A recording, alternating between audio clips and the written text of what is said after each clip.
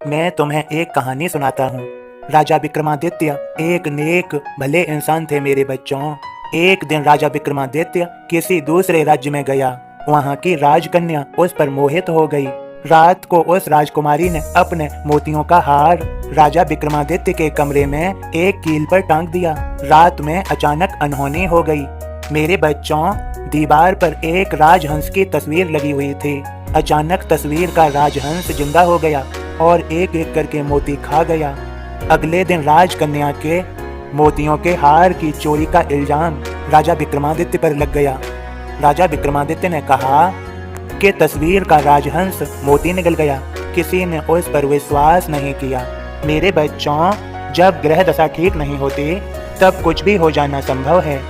इतने बड़े राजा पर भी चोरी का इल्जाम लग सकता है।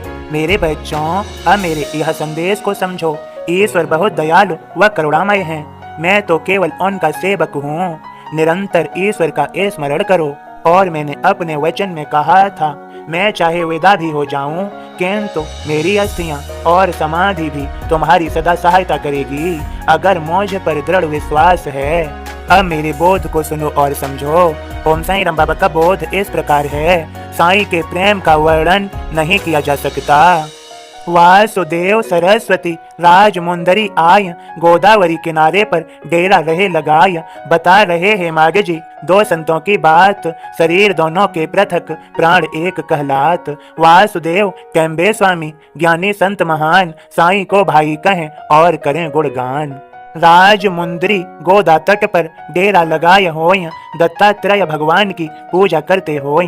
कैम्बे स्वामी कर्म के महान साधक होय, उनके दर्शन के लिए जनता आती होय।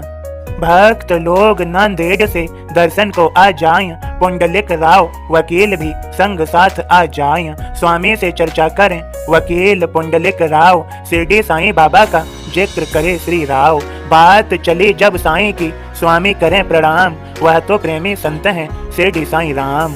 स्वामी कर्म समंदर तो साईं योगेश्वर, एक मोगरा दूसरा गुलाब का तरवर। ओम साईं राम बाबा के सभी भक्तों, आप सभी पर, हम सभी पर बाबा की कृपा और उनका आशीर्वाद है। सभी प्रेम से बोलें ओम साईं राम, जय साईं राम।